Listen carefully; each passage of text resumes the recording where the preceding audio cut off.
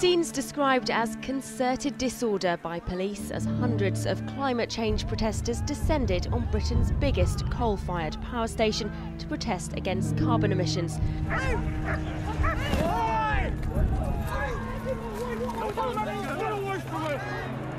Three pressure groups came together for the demonstration. The administration is working actively with key members of Congress to implement a bill to put a cap on carbon pollution that would cut our emissions more than 16% from current levels by 2020 and 80% by 2050.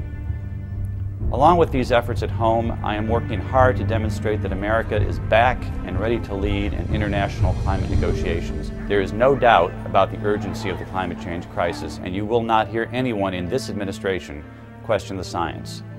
The time for denial, delay, and dispute is over, and the time to act is now. Good morning, and welcome to this historically important hearing. When people look at Vice President Al Gore, they think of an award-winning movie, An Inconvenient Truth, and to win an Oscar and a Nobel Prize for, imagine this, a documentary on climate change.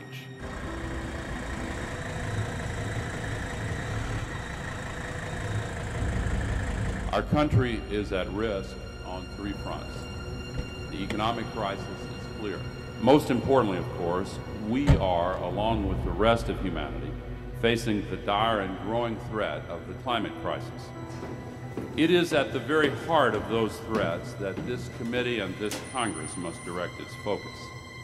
I am here today to lend my support to what I believe to be one of the most important pieces of legislation ever introduced in the Congress. And each day that we wait, we increase the risk that we will leave our children and grandchildren an irreparably damaged planet. Passage of this legislation will restore America's leadership of the world and begin at long last to solve the climate crisis. And it is truly a moral imperative. Hey, welcome back. It is Phil Valentine here, talking a little global warming for you. And I look, there's a lot of information out there, a lot of stories out there to talk about. Again, I cannot say this enough.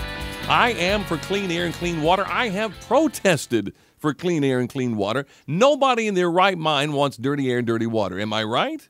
Who are the people who scream the loudest about all this global warming? Hollywood types, right? Rock stars, Al Gore. What do they all have in common? Private planes flying all over the place, and then they want to go to the next event so they can land their private jet and get out and tell us that we need to do something about global warming. It's just... And large entourages, don't forget that. Oh, sure. These people are going to fly around the world and use all this energy with the lights and the sound and everything to stand up there and tell you that you need to lessen your carbon footprint. But, Al Gore is famous for tall tales and exaggerations and fabrications. This is the same Al Gore who said that he was the inspiration for Love Story, the same Al Gore who said he created the internet. Then he comes along and he says, the earth has a fever, and nobody questions it?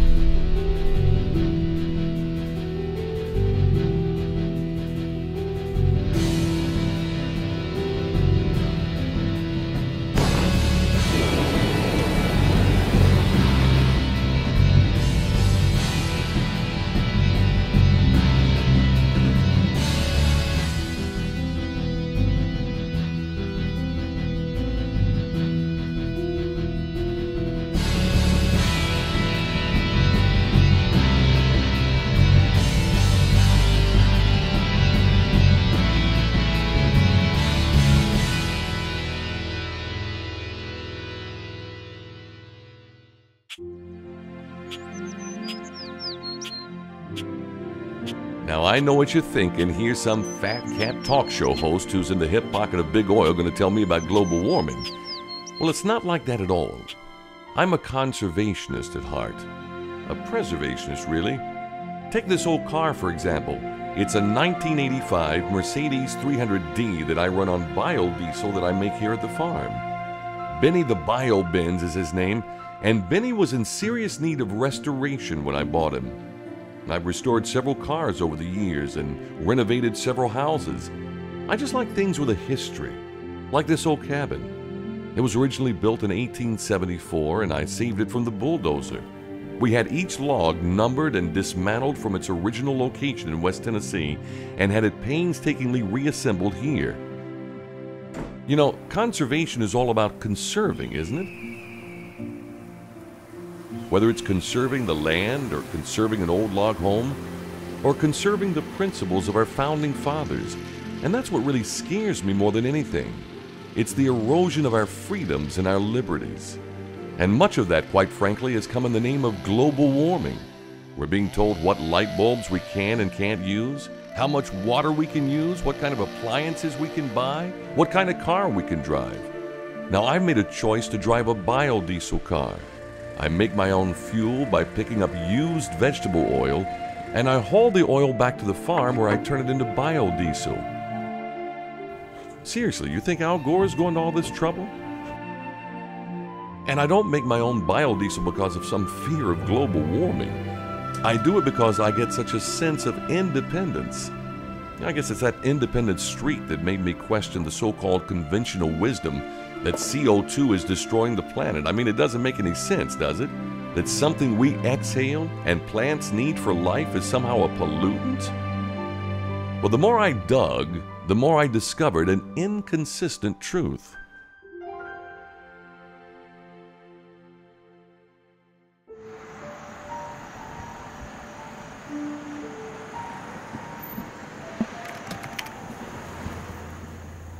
Now, if you're a dirt person, this is the holy grail.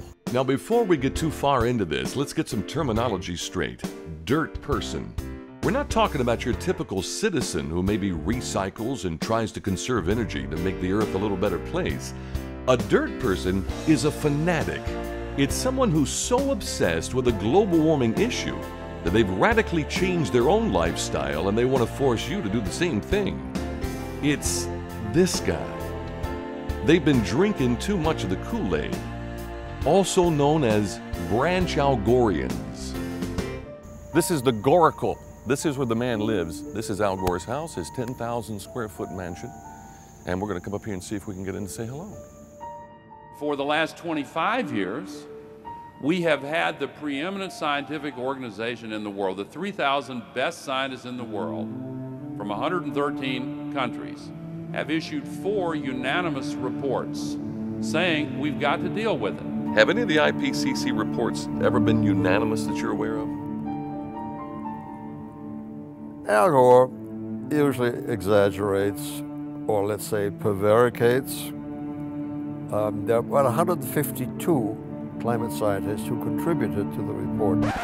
Now wait a minute. Al Gore just said that there were 3,000 scientists. The 3,000 best scientists in the world. The 3,000 best scientists in the world. About 152 climate scientists who contributed to the report, according to the UK Met Office.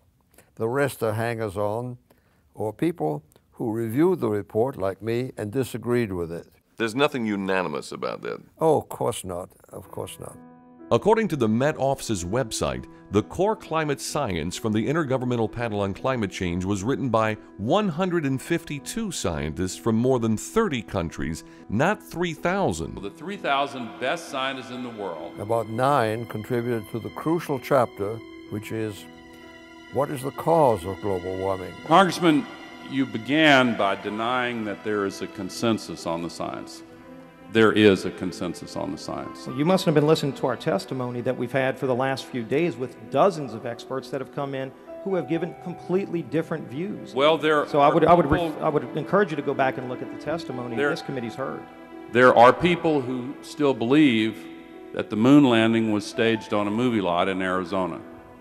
And neither of us are one of those, and I know you like giving those cute anecdotes. This is not a cutesy issue. We're talking about something that can export millions of jobs out of our economy, out of our country, and testimony's been given just to those numbers. So would you testify about the actual cost? Do you want to talk about the cost? Man-made global warming pollution causes global warming. That's not a cutesy issue. It's not an open issue. Well, no, science is not about consensus. In fact, everything that we've invented has overturned somebody else's theory that was believed beforehand. And so you don't want a consensus in science because that means science is stopped. Right. And that's what Al Gore wants. He wants to actually stop the science. That's why they declare a consensus. It's like declaring victory in a war. You declare victory, you walk away. You declare consensus, and you stop debate. Two of the preeminent climate scientists in the country are at the University of Alabama at Huntsville, Dr. Roy Spencer and Dr. John Christie. I've been a contributor to all the IPCCs and was the lead author of the 2001 IPCC. Is this the one that won the Peace Prize? Well, all of them won the Peace Prize, so I have a nice certificate in my office about being part of the Nobel Peace Prize. So there's a difference between the IPCC study that comes out and the policymakers' summary that came out, and that's what everybody focused on, right? The policymakers' summary, they're able to just ignore what the lead author, like you would say, and just say we're going to pick and choose what we want to out of there of all these scientists. Well, I think what happens is they create bullet points that the press will publish, and it's easier to make those very bold and punchy, and it does modify what complicated science is in the large documents behind those.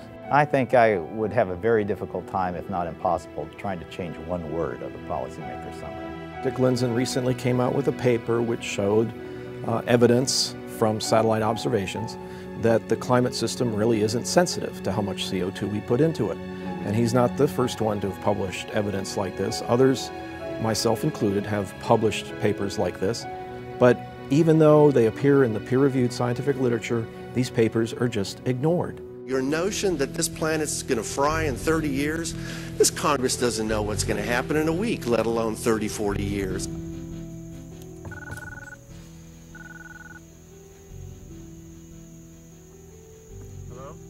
Hello, Phil Valentine here. Just wondering if Al Gore could come out and do an interview with us for a few minutes. What's the occasion? We're doing a documentary on global warming. Peter Schweitzer wrote a blistering piece on Al Gore for USA Today. He noted that Gore's multiple homes weren't green at all.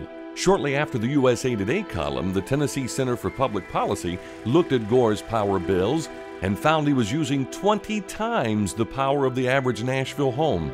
TCPP's then executive director, Drew Johnson, began to track Gore's power usage as he quickly tried to green his 10,000 square foot mansion. When he finished, Gore was using only 10 to 15 times the power of the average Nashville home and received the Gold Leadership in Energy and Environmental Design certification from the U.S. Green Building Council. They said short of tearing it down and starting anew, I don't know how it could have been rated any higher. Of course, they missed the point entirely. What is Gore doing living in a 10,000 square foot house? So this is Gore's power bill, right? That's it right there. And my understanding, this is running 10 to 20 times more than the average Nashville home. As much as 20 times more than the average American household.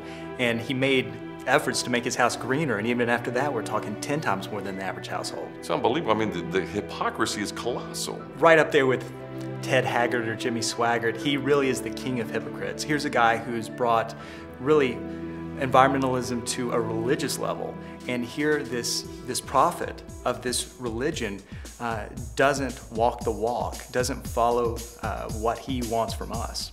Well, like Jimmy Swaggart, I mean, is this guy ever going to come clean? You know, as long as he can make money off of it, why wouldn't he? Fiction becomes a religion, places where nothing is clear.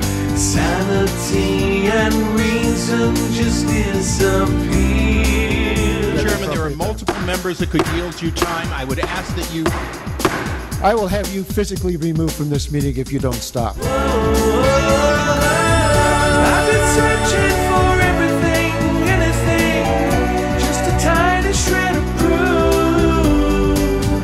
Are you looking for miracles? I'm just looking for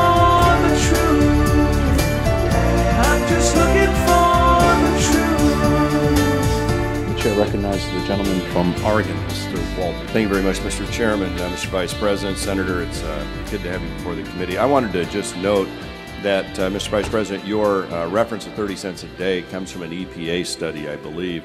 Unfortunately, that EPA study also assumes 150% growth in nuclear power in order to achieve that 30 cents a day, and that nuclear part is not in this bill.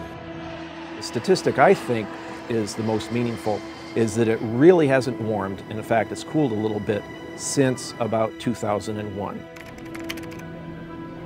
Temperatures have been relatively stable since 2001. Then in 2007, 2008, we saw a pretty dramatic cooling, and only time will tell whether that continues on to the future or not. I wonder if Al Gore travels this way. If you want to look at temperature, the only way that I would trust the measurements is to look at satellites. Because satellites measure the temperature globally, from pole to pole, every day, with the same instrument, and it's transparent and open. It's all published.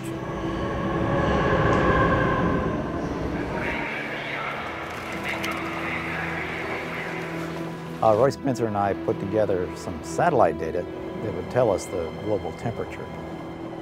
And the result was kind of interesting because we didn't see a whole lot of warming in the planet. Climate crisis, climate crisis, climate crisis. For the last 10 years or so, the temperature trends have flattened out, and there's some signs that it's starting to cool off. In fact, there are some papers that suggest it's going to cool off for another 10 or 15 years. The satellite measurements are the only ones that are of any use.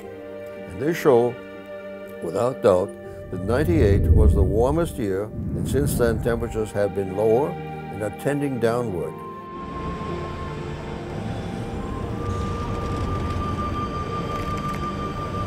We've just watched a financial meltdown in this country, the likes of which hasn't been seen in some time. Now, if people like credit default swaps, they're really going to like the carbon swaps. There were warnings that the credit default swaps and the subprime mortgages and the other activities that caused the financial crisis were going to bring us ruin if we didn't address them, and nothing was done about it. If I could finish my answer. There are warnings now of a far worse catastrophe, and they're coming from a unified IPCC representing the global scientific community, and if nothing were to be done about it, the results would be far worse. We now have several $1 trillion of subprime carbon assets whose value is based on an assumption that it's perfectly okay to put 70 million tons of that pollution up there every 24 hours. So the reason, in answer to your first question, is why can't we ignore it? Because it's the biggest crisis we've ever faced. And no one who's come before this committee from a scientific basis can show us the smoking gun that mankind is causing this to happen. You can create relationships between the number of sunspots and the partisan makeup of the Senate. Anything can be proven if you're willing to take the time to have the numbers. There's only one issue. What is the cause? Is it natural or is it man-made? If it's natural, there's nothing we can do about it. You can forget about everything else. If it's man-made, you still have to show that warming is bad. That's difficult because warming is good. And you have to show that carbon dioxide is bad. That's very difficult because carbon dioxide is good. This is the real pollution we need to be concerned about, smog. It contains all sorts of nasty things like ground-level ozone and sulfur dioxide. What it does not contain is CO2. But Gore and others have managed to trick the public into believing that CO2 is smog. It's not.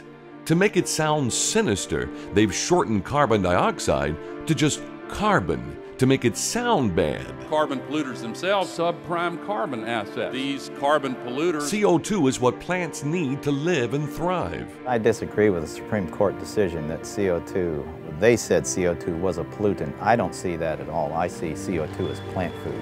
A very remarkable benefit to the climate system that we are actually putting back into the climate system, something that was there to begin with that fertilized the earth. Don't be afraid. We're doing a documentary on global warming. Can we chat with you for just a second? Serious? I'm serious. So we're talking about global warming. Do you believe in global warming? Yes, I do. Yes. Yes, I do. Do you believe in global warming? Yes. Yes. Yes. Yes. Yes. I'm sorry. Good luck now. Thank you. We're doing a documentary on global warming, and I know you're trying to ignore me, but you know you want to be in it, don't you? I don't know anything about global warming. Well, you don't have to. That's the beauty of this documentary. You don't have to know anything. I know. You sure? Okay. It's easy to say we want to reduce CO2, but CO2 is the end process of using fuel, fossil fuels. It's not a side product. It's actually what you want. You want a perfectly combust fuel, all you'll get is CO2 out. Do you believe in global warming? Yes, I do. And why? Why? Because I ask the hardest questions, don't I? The environmental advocacy groups know how to touch their membership and what turns them on, and to anything industrial generally is a bad thing. And so by equating what comes out of a smokestack with carbon dioxide is a clever way to make it appear that CO2 is dangerous, bad, dirty, ugly, causes respiratory illnesses and so on, when in fact CO2 doesn't do any of those. Based on an assumption that it's perfectly okay to put 70 million tons of that pollution up there. Yeah, I have a problem with the term pollutant because all life on Earth has byproducts. You know, we have to alter our environment in order to survive, in order to thrive. And so do other forms of life. For instance, the existence of trees on the Earth changes the climate system compared to if there were no trees. The existence of trees steals all the sunlight, so other forms of life, you know, whether it's shrubs or who knows what on the ground, can't live. You know, they're crowded out. Why is it that trees have the right to change things on the planet, but the existence of people doesn't have the right, you know, to change things? It doesn't make sense. I grew up in the San Fernando Valley in California, where the smog was bad enough that some days you couldn't see a street sign from halfway down the block. Wow. And that's real pollution. Ozone, particulate matter, smog. That's the what they used to call photochemical smog, the stuff that's brown, that's a giant haze. Those things are toxic to the human body. They harm the lungs at high concentrations. Now, fortunately, we've gotten those down a lot in this country, but the greenhouse gases are a whole different thing. The environmentalists are now changing their language. They're now calling them climate change pollution, to try to latch onto the word pollution and associate it with harm. Right, they're trying to meld these. They're trying to meld them because they want to confuse people about the nature of greenhouse gases. The greenhouse gases, you could breathe at many, many times their current concentration and not have any health problems. The typical thing you see coming out of a smokestack that you see is actually water vapor, completely harmless water vapor. You think it's humans that's doing all this as far as global warming? Yeah, I do believe humans have a role to play, but I also hear that livestock also produce a lot lot of CO2. Tell me what you think about carbon dioxide then. In terms of a solution, like What is it? Is it good or bad or? I mean, it's a pollutant. That's ridiculous. CO2 is not a pollutant. It's just not classified as a pollutant, but I. Well, the EPA just did yesterday. Are you serious? The EPA said that carbon dioxide is a pollutant. Good deal. And it isn't. It's almost a religious belief that everything that mankind does is going to hurt the environment. Are you doing anything to lessen your carbon footprint? Yeah, I'm actually, I helped with a grant in the cafeteria to get reusable dining ware and a new reusable dining ware. Okay. Yeah, so that has nothing to do with global warming. So you think it's anything that we're doing that's causing the fluctuation in temperature? As long as we stay here, we're constantly doing something to cause it. Humans. Humans. And doing what? Everything that we do, cameras and these stuff, global warming, cars. Sorry. I guess we got to shut down this production because cameras are causing global warming now. But does that mean that everything we do hurts the environment? So what else do you do to be green? To be green. On my house, I compost, both indoor and outdoor composting. You got an indoor compost? Yeah. What's that smell like? Happy with it. Actually, if it works correctly, there's no smell. Really? Is it working correctly? No. Oh, apparently there's a smell. Yeah. And that's why the parents aren't happy. The parents aren't happy. There were worms in it, and because it wasn't balanced, they escaped, so there was that problem. There's hundreds of published studies that show how much better vegetation grows with more CO2 in the atmosphere. Now, did you know that you emit carbon dioxide? I do emit carbon dioxide. Ooh, I know. Every time you breathe, it's carbon dioxide. Yes. So do you think that if something that is natural that we emit like that is naturally a bad thing? Plants need carbon dioxide. They want more carbon dioxide. They're starved for carbon dioxide. They do best if you double or triple the amount of carbon dioxide in the atmosphere. We know that from experiments in greenhouses. Large greenhouses run the CO2 concentration in their air by a factor of 2 or 3 above what's in the atmosphere. They're saying that CO2 is responsible, so if we could get rid of all the CO2... Obviously it would be a good thing. No, without CO2 there would be no life on Earth. You know, I've heard environmentalists say that there's no safe level of carbon dioxide in the atmosphere. There would literally be no life on Earth. I've heard green scientists say that. How much CO2 is in the atmosphere? So how much CO2 is in the atmosphere, do you know? I have no idea. You want to take a guess? No. Well, go ahead and guess. 5%. Maybe 4%, 10%. 20%? That's what The majority, a vast majority, I believe. 0.039%. Okay, so that's, gotcha. It's not as much as I thought. You were close. You missed it by that much. Well, I appreciate you talking with us. My pleasure, I think. Oh, it'll be great. All right. Thank you very much. Without CO2, which is a non-toxic, natural gas in the atmosphere, without CO2, life would come to an end. This would be a dead planet. I think we need to consider the possibility that more CO2 should be a worthy goal rather than something that should be taxed. Our legislation will price carbon to reflect its real costs to our economy and our society. A large part of Al Gore's movie was based on the now debunked hockey stick graph. Yeah, the hockey stick is a graph that Michael Mann created in the late 1990s, and it purports to show average global temperature changes over the last 1,000 years. And the way Michael Mann draws those changes, for the first 900 years, temperatures are pretty flat. And then all of a sudden in the 20th century, the temperatures shoot up, and so the whole graph looks like a hockey stick. And the idea is, and the implication there is that humans cause that spike up. And isn't this a terrible thing? Because it's just going to keep going up, and my God, the whole world's going to melt down. It goes, I mean, it's going like this, and then boom. Well, how that's does he turned out to explain be that? a complete fraud. A complete fraud. And even the IPCC no longer uses it. We have the data that was used to create that hockey stick, all fictitious. It's all been debunked. So when they say it's the warmest decade, they say in 160 years. Ooh, wow. So, I mean, that's really That's what they say. In well, small that's a print, blip, in though. small print. But that's a blip, though, isn't it? I mean, that means nothing. It's a blip, yes. The hockey stick has been debunked as junk science. A lot of the early temperature readings, from 1,000 years ago or from 500 years ago, were based on estimates of global temperature from tree rings, which is just crazy. And then Michael Mann mixed those tree rings with temperature readings, and the whole thing is just a mess. But tree rings are funny.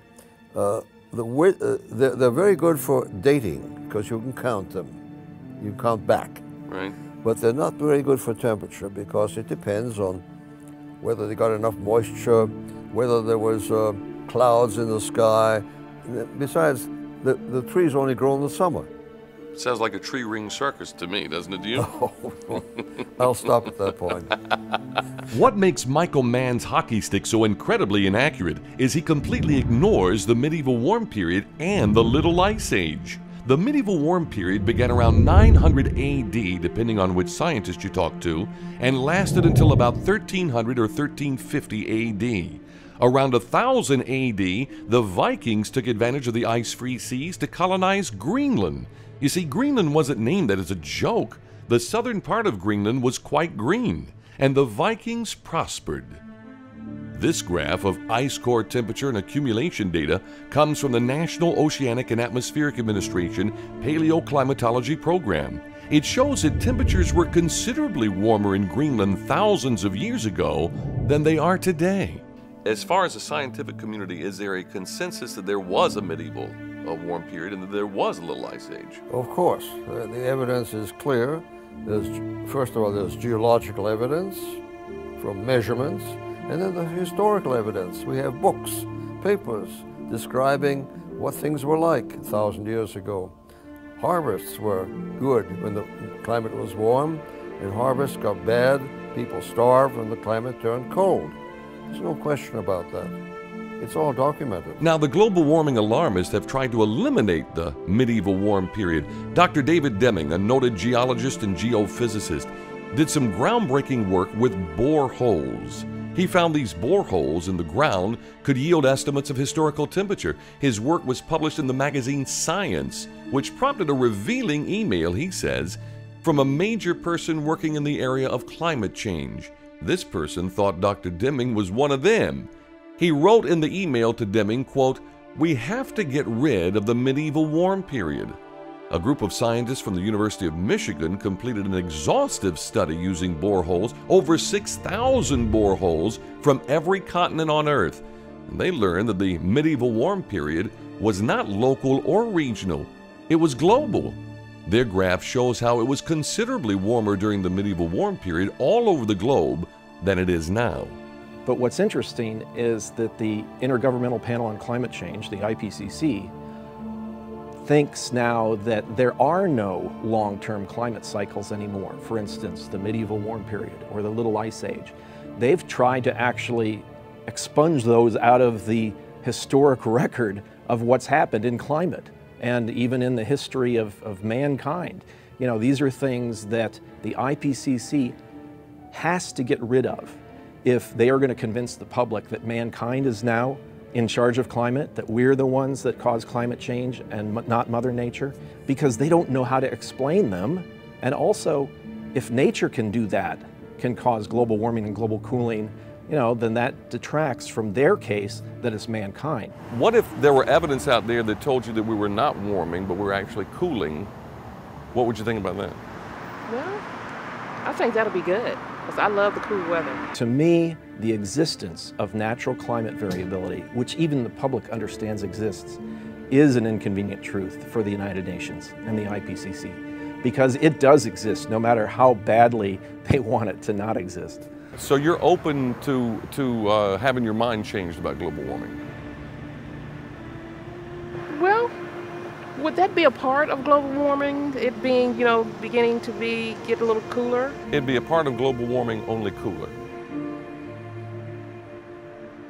But in the past, in the medieval warm period, humans were fine, weren't they? I mean, we had no problem living in the medieval. Humans were in great shape.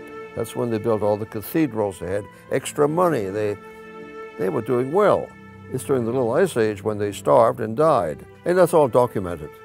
Now, we have historic records. The ClimateGate scandal exposed global warming as a myth cooked up by alarmists. Now a new book investigates just how they are and how communist corporations, elitist politicians, and reckless scientists have contributed to creating a phony crisis. The ClimateGate scandal consisted of thousands of emails from some of the leading scientists involved in the global warming scare, who, according to an Associated Press review, stonewalled skeptics and discussed hiding data. Michael Mann is part of the ClimateGate emails. In there are emails about how he's trying to hide the decline in temperatures that's been going on for the last 10, 15 years. The surface measurements, as we're beginning to find out from ClimateGate, are manufactured and massaged. One, these are supposed to be independent scientists who are looking for the truth, not for a political agenda. They fiddled with the data every way they could. And they shouldn't be trying to dodge Freedom of Information Act requests. Now that ClimateGate has been upon us, and we know how they massage the data, we can say with some confidence that the IPCC is a hoax. They shouldn't be engaging in what appears to be conspiratorial action to shut other scientists out of the process. They survive on grants, and they mostly come from liberal organizations, the Heinz Foundation. There's a lot of discussion about James Hansen. Remember James Hansen? He's been on, I've been on a couple of times with him. They neglect to say that James Hansen was a recipient of very large amounts of money from the Heinz Foundation. No, industry does not support any of my research. Mine are all federal and state grants. And that's where they accuse some people of taking money from big oil and things like this, but you don't take that. Well, environmentalists have a terrible time trying to figure out why the publications we produce don't support a global warming alarmist agenda, and so they have to come up with some evil reason for that, and they think we're funded by these industries, but in truth, we're just trying to find out what the right numbers are. Well, the most thorough answer to the climate alarmists is a report prepared by a group of about 30 scientists. The full report is at least as thick as the IPCC report. It's 880 pages, and it has an appendix that lists the names of 31,000 scientists and engineers who disagree with the IPCC. There is a consensus on the science. 31,000 scientists and engineers who disagree with the IPCC.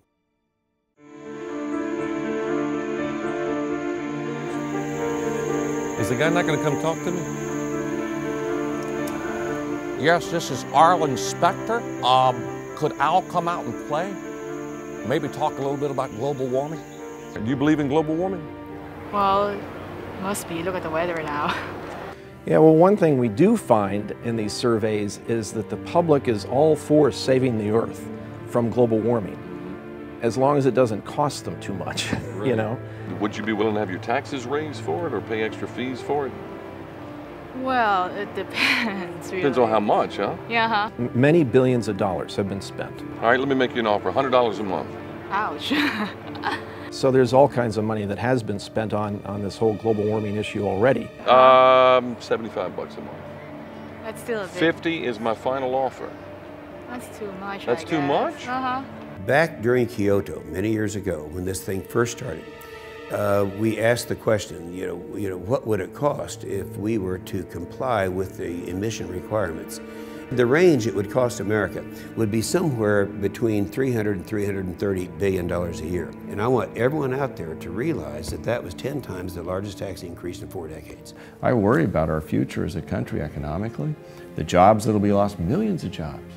Millions of jobs will be lost. Energy prices will go up, and all that just gets shifted over to countries that are industrializing now that don't have near the pollution controls we do. So if you're on the West Coast, you're just going to get the pollution from China coming over the top on the jet stream and landing right in your lap while you're waiting for your unemployment check. But then you have companies, like Apple and Nike. They're proud of how green they are, and they've left recently. They've quit the U.S. Chamber of Commerce because the Chamber of Commerce has opposed cap and trade. Well, if these companies were really serious about doing something for the environment, they'd leave China, because while all the slave labor is manufacturing all their goods over there, they're emitting pollution that there are no controls for.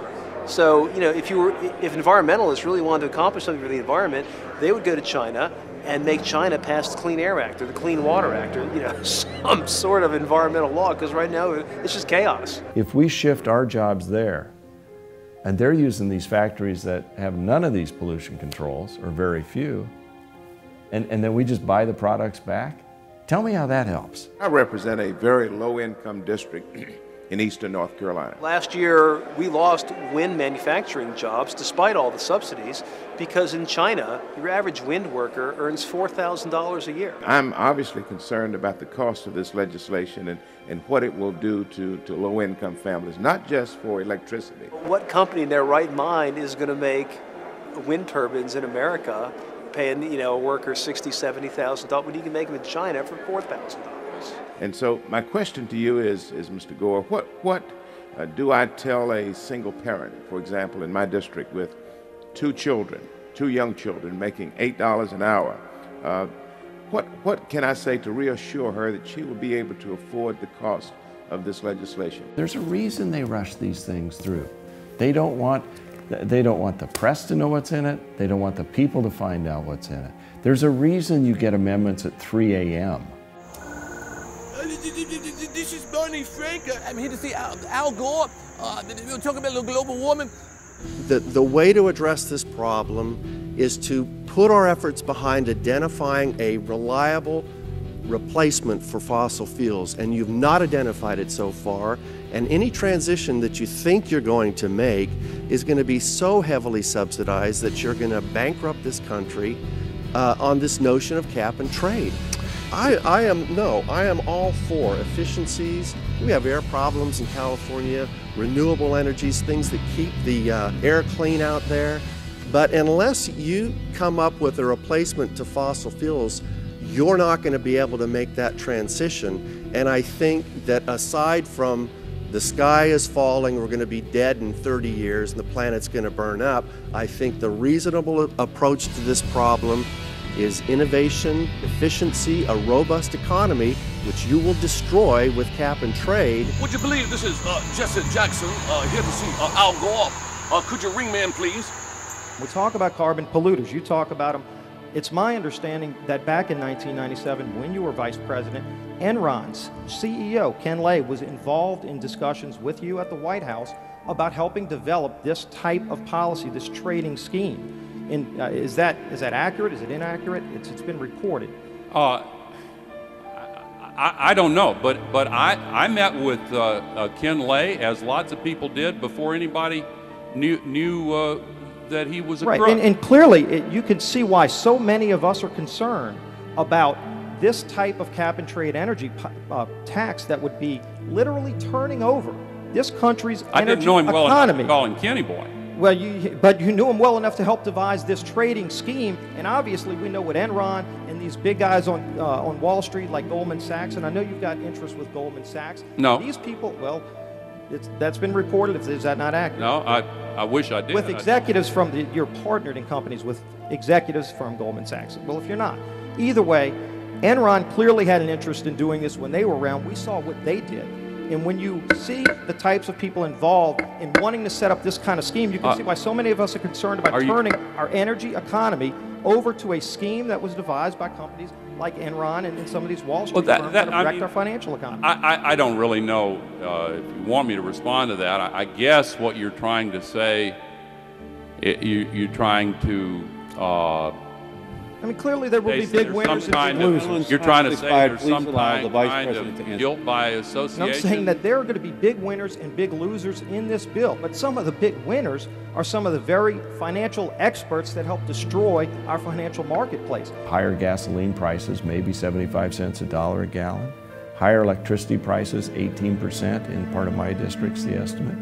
How does that solve the problem? It doesn't. It redistributes wealth. You can give them these facts, and it doesn't change their mind.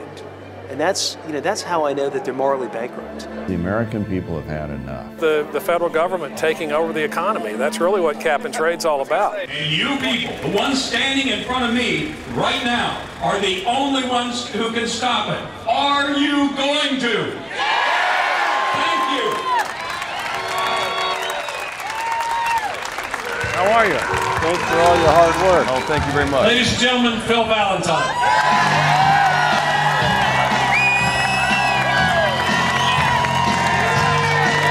Thank you. Cap and trade. Cap and trade. We need to cap and trade every congressman who voted for this thing. How does it feel when you know we're watching? How does it feel when you live in fear? The weapon of words may not be too frightening, but we're just the tip of the spear. Bigger government is what we need. We need to manage what we have. We're just the tip of the spear. You keep spending, you have to keep raising taxes, that helps nobody. We're just the tip of the spear.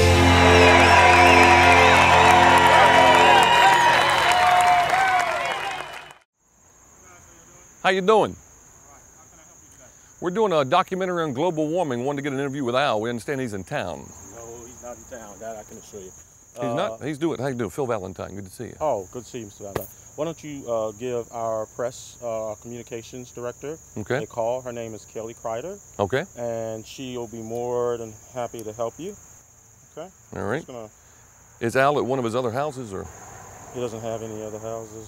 He doesn't have 3 more houses? No. He's got one in Virginia, doesn't he? No. Place in San Francisco? No. And where was the other place?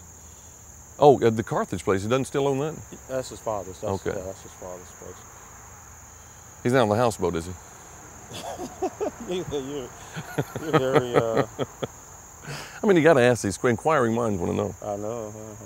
Well, according to news reports and court records, Gore does indeed own multiple homes. He owns a home in Virginia, just outside Washington, D.C. He owns 2 properties in California, a condo overlooking San Francisco Bay, and an ocean view villa in Montecito. Then there's the house and farm in Carthage, Tennessee. It's not his father's, by the way. His parents have been deceased for some time, and Gore was the sole heir. Then, of course, there's his mansion in Nashville. I think it's pretty hypocritical. Do you? Yes. Oh, and the humongous houseboat he keeps on a lake in Tennessee. He calls it BioSolar 1, BS1. How appropriate. This guy has the carbon footprint of Sasquatch. He claims the houseboat runs on biodiesel, but locals tell us there's not a single biodiesel outlet anywhere on the lake. Maybe I can make him up a batch of biodiesel at my farm. Does it bother you that he doesn't live a life like we do, that he has like 4 houses and a houseboat and that kind of stuff? Well, it depends on what kind of houses they are. Well, after our failure to get an interview at Gore's house, we contacted his press person, Kaylee Kreider, via email. She responded by telling us, "Unfortunately, Al is not conducting any interviews at this time, so I am unable to book anything for your documentary." Now, I knew he had a book coming out, so he was bound to be doing some interviews, and he was. KQED in California, public radio, by the way, the New Yorker magazine, the Guardian newspaper, the CBC in Canada, the Letterman Show, the BBC, CBS, Slate.com. Apparently, Gore was talking to everybody but me. Well, I thought it only fair that he get a chance to respond to all this information we'd unearthed, so we attended one of his book signings. Now, I wasn't there to disrupt the event. I just wanted an interview. And ask, how did you find the warm person? Thank you very much. So I simply melted into the woodwork, being the wallflower that I am. Well, it was only a matter of time before I was spotted. The leering has begun.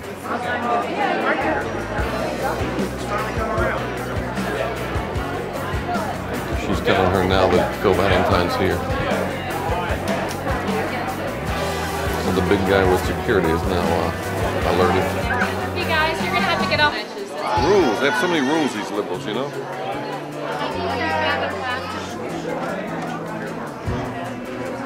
Okay, here you go. Did you have one? Ma'am? Ma'am, did you have one? There you go. You're all set. You're welcome. There you go. Watch this. Watch this.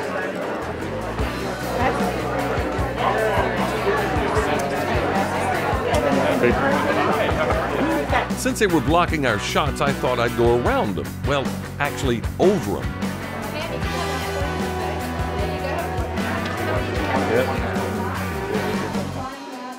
I was starting to get a little nervous because that huge security guy was staring at me.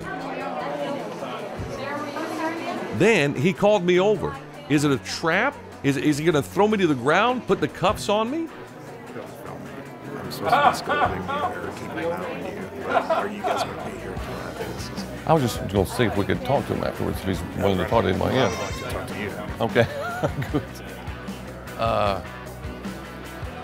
He said, act like I'm scolding you right now and telling you that you need to stay away from Mr. Gore. He's actually an FOP, which is a friend of Phil, so he's one of us. We have our moles on the inside everywhere. It's amazing. Even next to Al Gore. FOPs, that's our super secret organization that meets monthly in Dick Cheney's underground lair. Well, not really. FOPs are Friends of Phil. It's the email list for our radio show. Now, this guy was not with us, and he and his friends apparently did come to disrupt the event. Al Gore, you're a traitor. Your carbon tax is meant to enslave America. We know it. We don't want your global governance. We don't want your global governance. They had we don't want your one carbon for me. tax. You're a traitor. And here we are standing right next to him. Why can't you debate more often? They'll never believe I had nothing to do with it. We treat each other with respect. Yeah, let's treat each other with respect and actually debate. Actually have a debate. Let's treat each other civilly and politely because that's part of us having a decent America. And replying to someone's question would also... Well, you saw how the rules went. I had nothing to do with it. In all the confusion, Al Gore vanished. Al's gone? Yeah, he's gone. Still playing his Ghost Recon? Where'd he go? I'm Kaylee. Hey, Kaylee. Why didn't you want to talk to us about it? It's not that you want to talk to you. It's really, I don't know if you know, but we actually get thousands of requests for interviews. He does do his best to try to talk to everybody, but we cannot say yes to everybody, unfortunately. So I just wanted to let you know. Why were y'all trying to block our shots when we were trying to get shots? We were actually just trying to get books signed. I don't know if you saw the line, but we were trying to get as many books signed as we could. Yeah, but every time our camera came up, then somebody would stand like this. Actually, I think we all got a lot of good footage. I think you guys got a lot of good footage. So, what's the chance of him getting an interview? Of us getting an interview with him? I don't know the answer to that right now. He's in the middle of a book tour. He's fully booked through the end of November. Okay. But I think y'all got plenty of good footage, actually, don't you? Yeah, but we didn't get an interview though. We came for. Okay. No interview here. No interview in the house. No interview anywhere. So we'll keep trying. Huh? I don't know. He's slippery, isn't he? Very slippery. I mean, when we turned around, he was gone. It's almost like magic, isn't it? Black magic. He's trying to help overall. He's trying to help global Well, let me ask you, warming. This is the American way. Do you think all these rich Republicans don't make money? Oh, Viva, whatever your names are. I don't watch let me ask you this. He's trying to help. Now, I've done this long enough to know that there are some folks you can reason with in a household. Absolutely. God bless him. God bless him. God bless him. And there's some folks who are just unreasonable. God bless him for having money. Everybody has money. He's That's not what living everybody the life that he's But he's living. invested. He stepped up to the plate, and You're he's accusing him of stealing. stealing? Oh, well, they came up talking to me. No, just let me name one. I don't even know what's trying to do something. Thank you. And and I'm not picking on him, and I wouldn't call something out to him. That was my problem with that gentleman. It's like, let him sign his book. Well, we didn't either. Let him sign his book. We stood there waiting for him to get through, and then we go check in. He's trying, Who else? I don't know that he's trying. Okay, give me a Republican that's doing something about global warming. That's what I'm saying. See, global warming is a farce. That's why the Republicans aren't doing anything about it, because it's not existed. It's not. Really? Have you gone to Alaska lately? I was just up there 2 weeks ago. And you didn't see anything? I saw it was cold as hell up there. That's what I saw.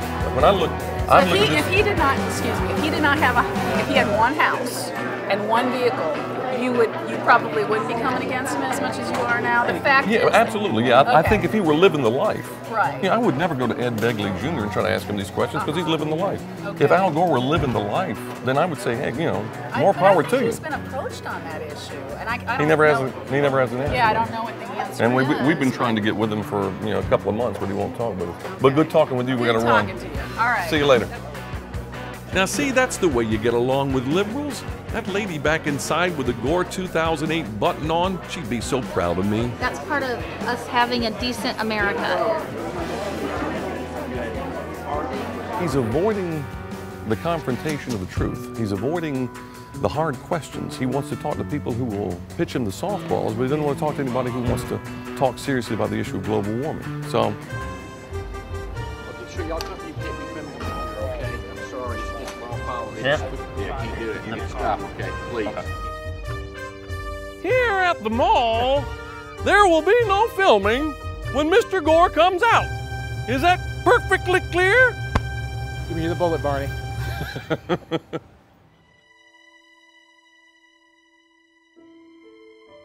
Almost half of the ice in the Arctic cap has already melted during the last 20 years.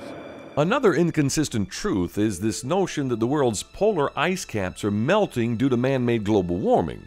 This is one issue that tends to really scare millions of people around the globe. Once again, the global warming alarmists aren't telling the whole story. The head guy with Greenpeace said that by 2030 that there was going to be no sea ice in the summer of 2030. He's now recanted that to some degree, but says that it wasn't really a mistake, that he has to emotionalize the issue in order to get people to pay attention. Well, I hear things like that, emotionalizing an issue, and really, as a scientist, just cringe at notions like that. That's when you make bad decisions, is when you emotionalize issues. And so the hard data does show the Arctic sea ice has shrunk quite a bit in the last few decades. I want people to realize that Arctic ice is floating already, so its melt does not change the sea level at all.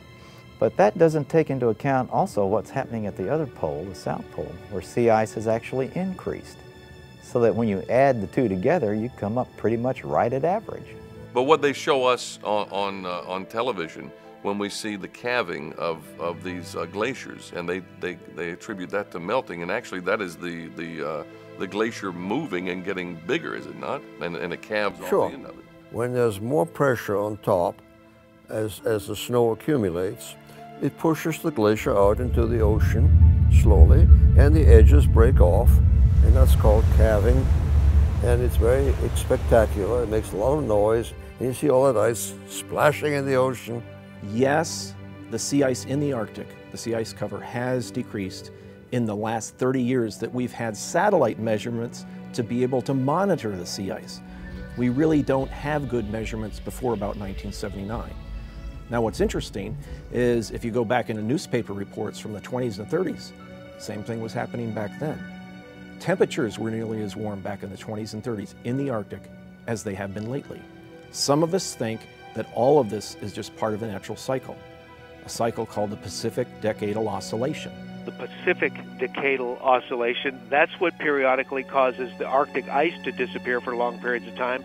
In my book, Climate Gate, I've got a snapshot of a submarine. It's the USS Skate. It's from 1957. It's floating like a cork in an iceless sea, which is the North Pole in 1957 in March, just after the winter. Absolutely no ice whatsoever. That was in the 50s. Mother Nature can cause climate change all by herself just by opening or closing the sunshade a little bit. And the sunshade is global cloudiness. And if that changes cloud cover by only 1%, you automatically have global warming or global cooling for decades. When you look at the Arctic tundra, you see this flat, treeless plain.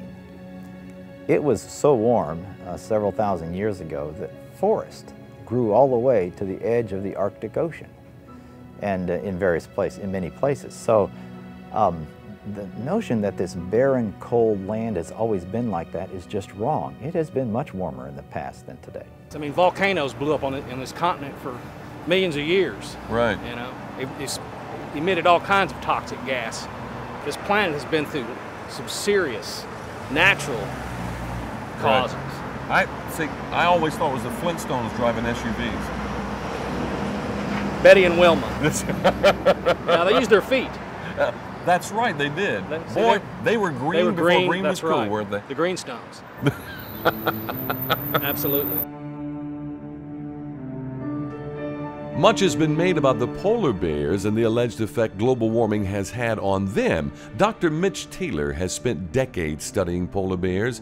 In the Davis Strait area alone, he says the polar bear population has grown from around 850 in the mid-1980s to over 2,100 today. His findings back what Inuit hunters have been saying for years. Dr. Taylor was all set to present his findings at a meeting of the Polar Bear Specialist Group in Copenhagen, but was told to stay away. The chairman of the group didn't dispute Dr. Taylor's research. Instead, he was told, quote, "It was the position you've taken on global warming that brought opposition. There are 19 different polar bear populations and all but 2 are increasing in number. The 2 that are slightly declining are doing so because of local reasons, not global warming." A judge in the British High Court. Filmmaker Philip McAleer managed a rare penetration of the steel wall surrounding Gore that keeps the truth at bay.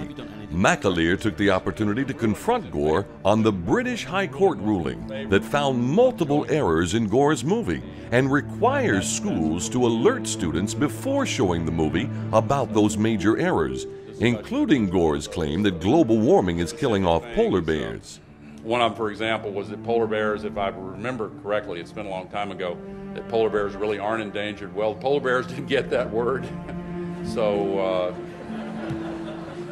well, the number of polar bears have increased, actually, and are increasing. You don't think they're endangered, do you? The number of polar bears have increased. Do you think they're endangered? The number of polar bears have increased. I mean, all right, if the number of polar bears increase, surely they're not endangered. But the word polar bear, a judge did have a lengthy hearing. We have to move on. No, but no, I mean... Gore managed to stall long enough to give his minions time to shut McAleer down. Doing a debate here. No, this is question. He hasn't answered the question. We have 10 minutes left for these people. Yes, but I would appreciate his answer to the court. Ultimately cutting his microphone off. The reaction of the journalists, the actions of Andrew Revkin of the New York Times, and the action of the journalists was to shut down the journalists and protect the politician. It still didn't change the fact that the polar bears are not only not dying off, they're thriving. They're fine, they're growing, they're doing well.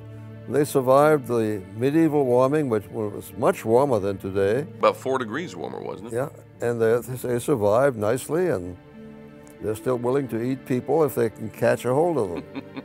Polar bears eat little seal pups. Yes, they do. They're mean. They're cute little seal pups, yes. They eat them for breakfast. Isn't that something? Yes. See, we should be doing something about we're not even worried about the seal pups. Well, Greenpeace used to be worried about seal pups. Right. Now they worry about polar bears. Right. I suppose eventually they'll get back to worrying about seal pups. Well, they ought to be worried about man. I mean, exactly. They should worry about people.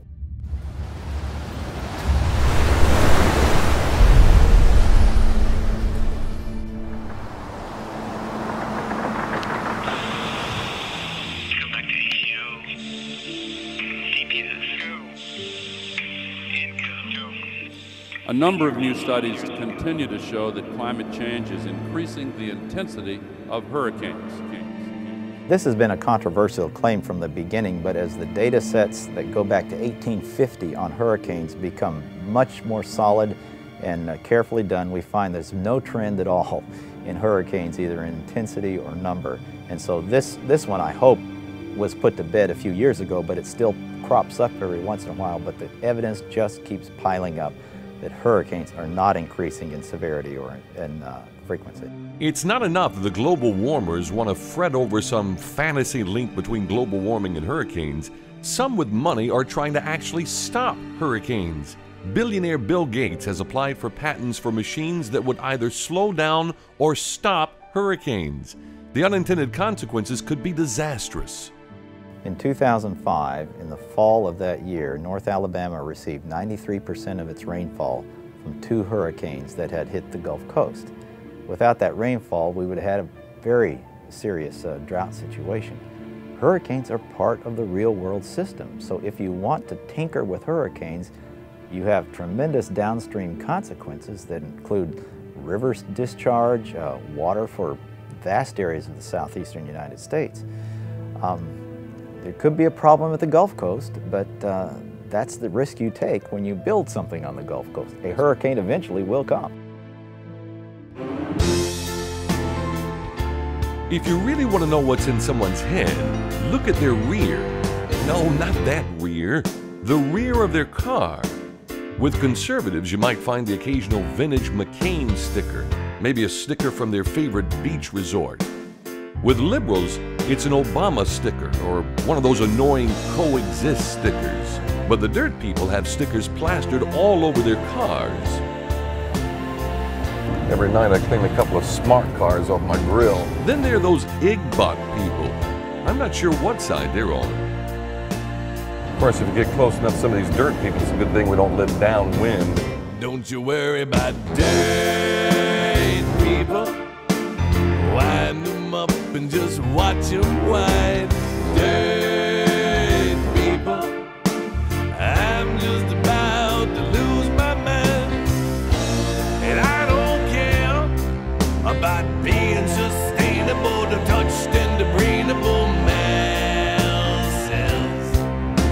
Are going hysterical, the atmospherical gases are just fine.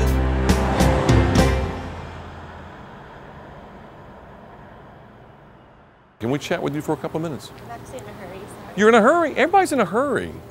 We need to slow down. I mean, come on, the planet's not going to be here much longer.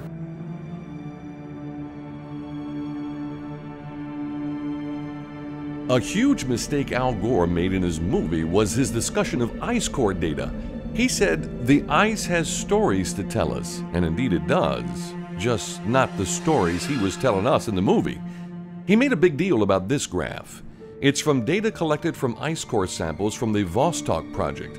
The real evidence about what's really going on was right there for everyone to see, but Gore failed to point it out. In the geologic record, going back to the last ice age, there it is quite clear that the temperature warms, and then a few hundred years later you'll see an increase in CO2. Scientists studying this data now tell us the rise and fall in temperature comes before the rise or fall in CO2. In other words, as the Earth warms, the oceans emit more CO2. Al Gore got it backwards.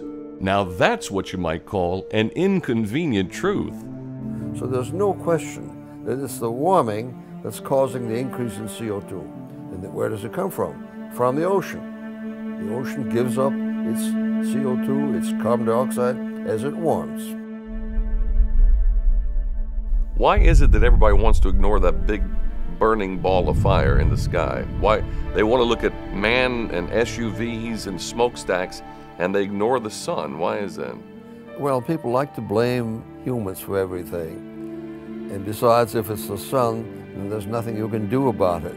You know, something that is really causing a new and renewed interest in the sun is the fact right now it's very quiet. And we haven't really seen much of a temperature rise in the past 10 years, so you kind of connect a couple of dots there and you wonder, maybe the sun has a much bigger role in this whole climate change. It certainly did in the past, and so it could be having that same effect right now. In June of 2011, scientists made a startling discovery in what news outlets said might be the science story of the century. 3 different analyses of the sun's behavior from the U.S. National Solar Observatory and the U.S. Air Force Research Laboratory indicated unusually low solar activity. It shows we may be going into another little ice age within the next decade or so. The next few generations of humanity might not find themselves trying to cope with global warming, but rather with a significant cooling. To paraphrase political guru James Carville, it's the sun, stupid. We've only been measuring the climate for about 150 years with thermometers, and in the beginning of that period they were hand-painted glass thermometers that were placed wherever commerce was done. They weren't actually spread out to measure the entire Earth's climate. They were in cities which grew up around them, changing the balance of heat around them. The ultimate evidence, supposedly, that we have a global warming problem coming are all of these computerized climate models, which have all kinds of tuning knobs on them, fudge factors basically, to where you can get them to behave in any way you want. Our real information, our real understanding about the climate is extremely limited. We are one of the few places on the planet in which we actually build data sets from scratch so that we can test these various assertions. And the reason we're not viewed as global warming alarmists is that when we test these assertions, we find them generally to fail. Back in 1969, future Senator Daniel Patrick Moynihan was an advisor to Richard Nixon. He warned that the scientific consensus was CO2 content would rise 25% by the year 2000 and temperatures would rise 7 degrees. That, Moynihan claimed, could lead to a sea level rise of 10 feet, wiping out New York and Washington. Whoops. By 1975 and on into the 80s, the so-called consensus was CO2 emissions would bring on another ice age. According to the 1500-year cycle, we should be warming for another 200 or 300 years, and then going back into a cooling phase. Right. When you say warming, how warm do you think? Will it be as warm as the medieval warm period, as being about 3.5 degrees more than now? I'm glad you asked me that. I have no idea. You know, I don't make any predictions about climate. Why? Because I know nothing about the sun. I don't know how it's going to behave, nor does anyone else. Well, you know, you'd think that the recession would have taught people about projections and predictions of the future. The climate is a very complex system. It's in fact a chaotic system. And so the idea that with a simple computer model you're going to predict what's going to happen 100 years from now is absurd.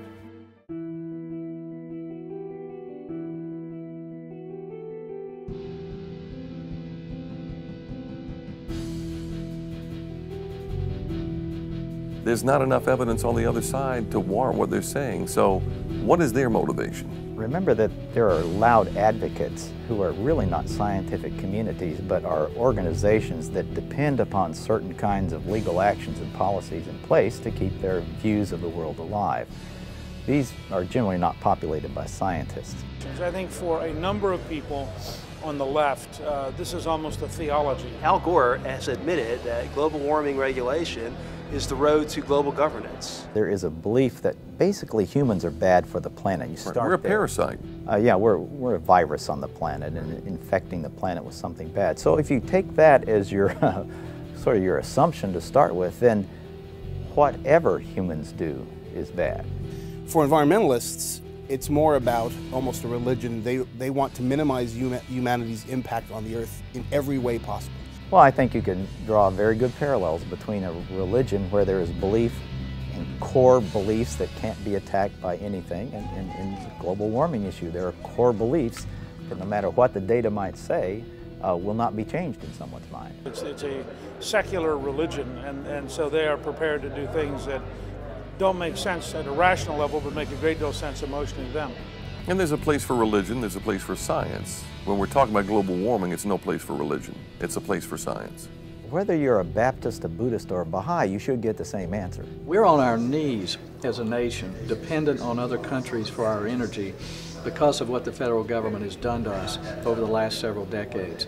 Well, the trouble is it almost seems like people need to have a belief, a worldview, a religious faith that we are hurting the environment by some mechanism that we can then fix.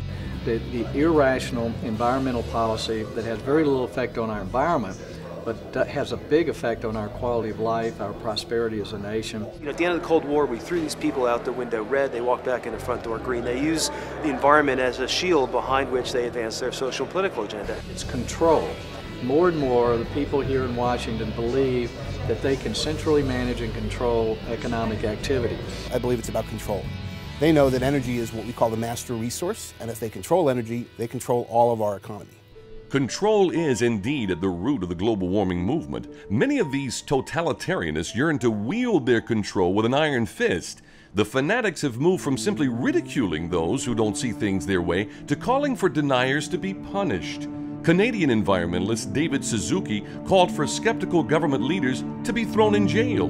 Other environmentalists suggested denier gulags. George Monbiot wrote in his book Heat, quote, "We should have war crimes trials for these bastards, some sort of climate Nuremberg." And what would happen to these climate deniers after such a trial? Well, the group 1010 Global had a few ideas when they produced this video, and I have to warn you beforehand, what you're about to see is quite disturbing. Now, it's called 1010. The idea is everyone starts cutting their carbon emissions by 10%, thus keeping the planet safe for everyone, eventually. We're thinking of using our car less. I'm going to cycle to school. That's fantastic, Jemima. Now, no pressure at all, but it'd be great to get a sense of how many of you might do this, just a rough percentage. That's fantastic. And those not? Philip and Tracy. That's fine, that's absolutely fine. Your own choice. Okay, class, thank you so much for today, and I will see you all tomorrow. Oh, just before you go, I just need to press this little button here. Now, everybody, please remember to read chapters 5 and 6 on volcanoes and glaciation. Except for Philip and Tracy, of course. 1010. Hundreds of thousands of people, schools, businesses, hospitals, movie stars, knitting circles, scout troops, presidents and governments, all tackling climate change in more than 40 countries. Care to join us? No pressure. Hysteria and fanaticism have become the norm in the global warming movement. Believe it or not, somebody actually did a study on the positive environmental impact of Genghis Khan killing off 40 million people. I guess Hitler would have gotten a Green Award had it not been for those polluting ovens. But the dirty little secret is population control has always been at the heart of the global warming movement. We're looking down our collective noses at these third world countries, but these people have a right to develop just like we had a right to develop. But we've got people now saying that for the sake of the planet, on some mythical, unfounded science, that we're going to keep these people in cyclical poverty for the rest of eternity. To me, that's the cruelest part of this whole thing, isn't it? I mean, that we're in the name of saving the planet and global warming, we're going to try to keep these people down. I agree completely that we are not only depriving poor people in other countries of lifting themselves out of poverty with all of these different environmental restrictions on them, but we're even killing them. Poverty kills. We know that. You have an adopted granddaughter from Africa. Yeah. Great story that you told me about her as far as the way you've nurtured this young lady, and she is going to be a wonderful contribution to society. The little girl you referred to is a girl that we found 3 days old, and she has now been adopted by my daughter. We found her in Ethiopia. And by the way, she turns out she's a genius. She's reading at college level at age 8. But I've become very familiar, Phil, over the years with a lot of the third world, but certainly with Africa. The worst thing you could do to them is to take away what little electricity, what little energy that they have over there. They die. It's a life and death issue with them. They're concerned about surviving, not about some scientist who says that the world's going to come to an end if we don't stop CO2. But we don't need to go as far as Africa to find devastation wreaked by environmental extremism. It's happening right here in America. An already dire water shortage in the San Joaquin Valley in California was made desperate by environmentalists determined to save a 2-inch long fish. In the San Joaquin in water supply in California, it's due to 3 different lawsuits that have restricted water deliveries to agriculture for a delta smelt of worthless little worm in the delta that needs to go the way of the dinosaur. And they've shut pumps down and restricted water deliveries to California over that thing, when what's eating it is a striped bass, which is a non-native species. There are 0 water deliveries to my farmers. It's costing 40 to 60,000 jobs this year and a $6 billion hit to our economy. That is not global warming. That is not global warming that's causing problems in our forests. It's the result of bad policy because of environmental alarmism. And I think that current debate over global warming and cap and trade is another result of environmental alarmism. Destroying the old industries destroys the people who are opposed to it. And so they favor the kind of new age, modern, post-industrial stuff. The problem with that is that there's not enough of it for the country. And don't forget that for people like Gore, this has been a very effective opportunity to get your tax money to build his car company. I mean, Gore is a very substantial investor in many of these new technologies and stands to become much richer if he can get the government to rig the game in favor of the kind of technology that he's investing in. Are we talking about, when you say his car company, we're talking about figuratively? No, he's an investor in a car company which just got $478 million in loan guarantees from the federal government. Well, I'll be dogged. Speaker Newt is exactly right. Well, not exactly right. Newt was a little off on the figures. Gore's car company isn't getting $478 million from the government. It's getting $529 million from the government. That little hybrid sports car, which is built in Finland, sells for $89,000. That's the way to help the little people with their carbon footprint. And I've got an article from October 8th, New York Times Magazine, about a firm called Kleiner Perkins, a capital firm called Kleiner Perkins. Are you aware of that company? Well, yes, I'm a partner at Kleiner Perkins. So you're a partner in Kleiner Perkins, okay. Now, they have invested about $1 billion in 40 companies that are going to benefit from cap and trade legislation. So is the legislation that we are discussing here today, is that something that you are going to personally benefit from?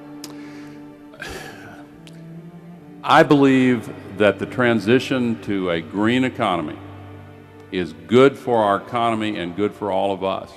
And I have invested in it, but every penny that I have made, I have put right into a nonprofit, the Alliance for Climate Protection, to spread awareness of why we have to take on this challenge. And Congresswoman, if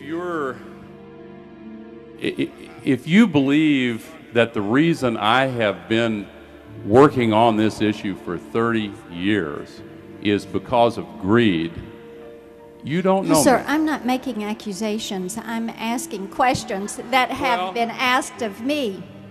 Are you willing to divest yourself of any profit? Does all of it go to a not-for-profit that is an educational not-for-profit? Every penny that I have made has gone to it. Every penny, from the movie, from the book, from any investments in renewable energy. I've been willing to put my money where my mouth is. That's a heck of a lot of money. That's a heck of a lot of mouth. Good thing Mr. Gore wasn't under oath, or he'd still be in jail. Let's review. Gore said, every penny that I have made, I have put right into a nonprofit, the Alliance for Climate Protection. Well, every penny, unless you don't count the $35 million he coughed up for investments in hedge funds. Not bad for a guy who was worth less than $2 million when he left office. Oh, and the Alliance for Climate Protection? That's a nonprofit that spreads awareness about global warming. It's controlled by whom? Al Gore. The nonprofit side touts propaganda about man-made global warming, while the investment side invests in companies poised to take advantage of cap and trade and carbon offset schemes, as he testifies before Congress, urging them to pass the very legislation that'll make Gore and his partners even richer. He set up a company so he can buy carbon offsets from himself, so that he can fly around the world making speeches and getting lots of money for it. It's a great idea. He's a better businessman than he was a vice president. Gore's not the only one making a killing off global warming hysteria. His partner in Generation Investment Management is David Blood. Blood and Gore. Sounds like a nice combo, eh? Canadian businessman and international socialist Maurice Strong, and Dr. Rajendra Pachauri. He's chairman of the IPCC. What do all these men have in common, aside from peddling in global warming fear? They're all heavily invested in the Chicago Climate Exchange. This is where all this cap and trade will be traded. The founder of CCX, Richard Sandor, estimates that it has the potential of being a $10 trillion market. Oh, by the way, Dr. Pachauri's PhD is not in climate science. It's in economics. Makes sense now, doesn't it? I've been willing to put my money where my mouth is. And no, there's nothing wrong with making money, but there's something terribly wrong with Al Gore posing as a so-called expert witness on legislation that could make him filthy rich. Hey, what'd you sell your soul for? How much will it bring? What pockets do you live in? How much cash is now your king?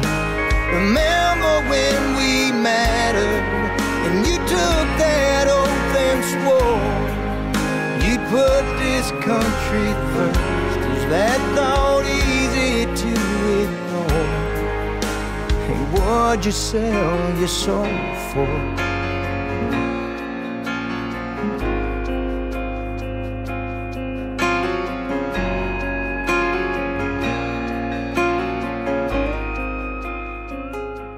Lest we be accused of not presenting the other side, let me make a couple of points. First, this movie is the other side.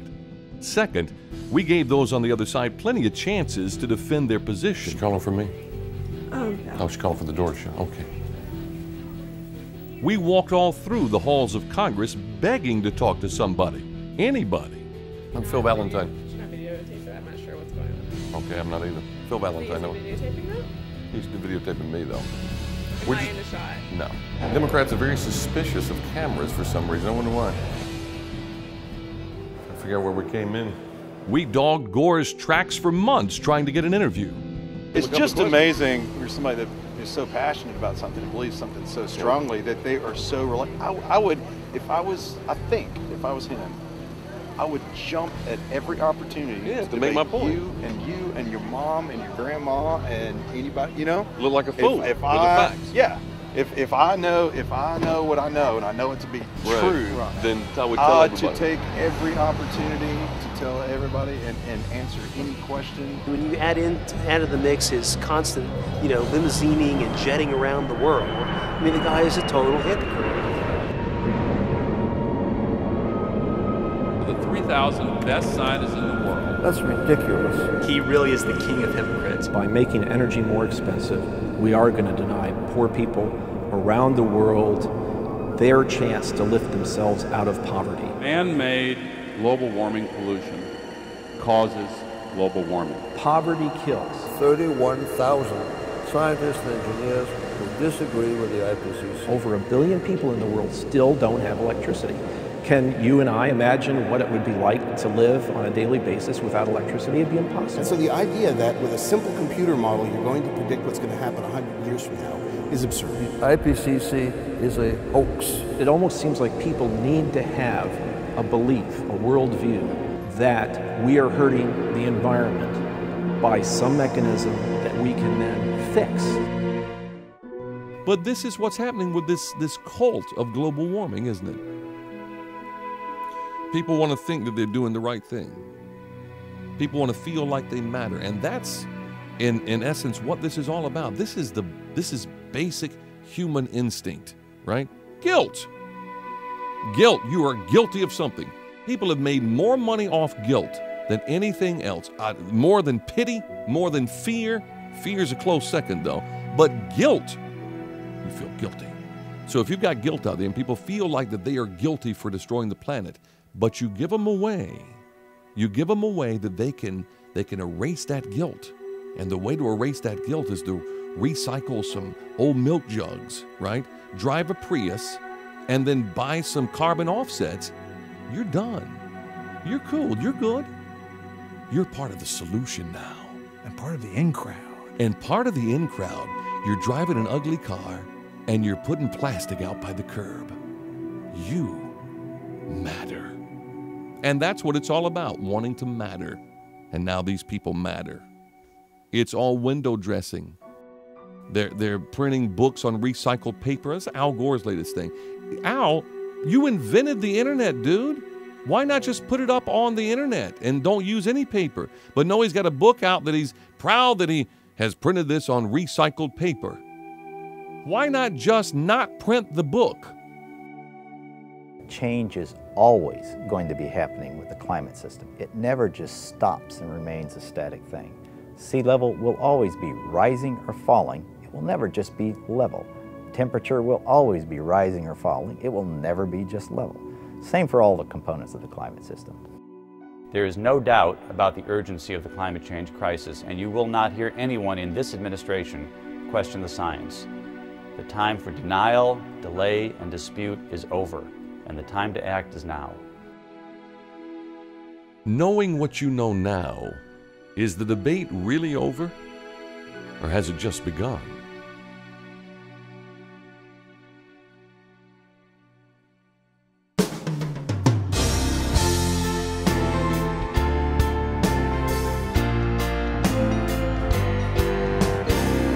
Carbon neutral, carbon free. Save the planet, hug a tree. Going vegan, going green. Turning eco-fear into a cash machine. And I don't care about being sustainable, the touched and debridable masses are going hysterical. The atmospherical gases are just fine. Don't you worry about dead people. Wind them up and just watch them whine. Dead people. I'm just about to lose my mind. And I don't care about the branch Algorian telling you a story and people. The freak organic or let's all panical people. We're just fine.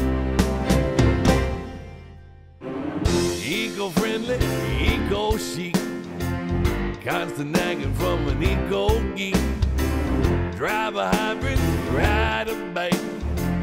Take a walk, why don't you take a hike?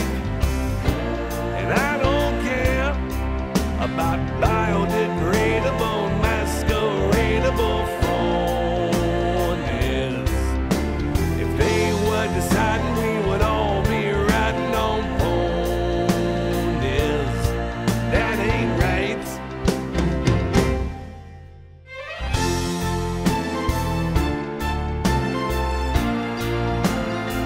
I'm talking about dead people, whacked out environmentally ill. I say dead people.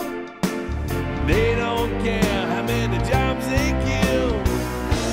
And I don't care about the ecological, pathological people. The most composting is we're all socialist people. They ain't right. Let me tell you about dead people. Wind them up and just watch them whine. Dead people. Now I'm just about to lose my mind. Dead people.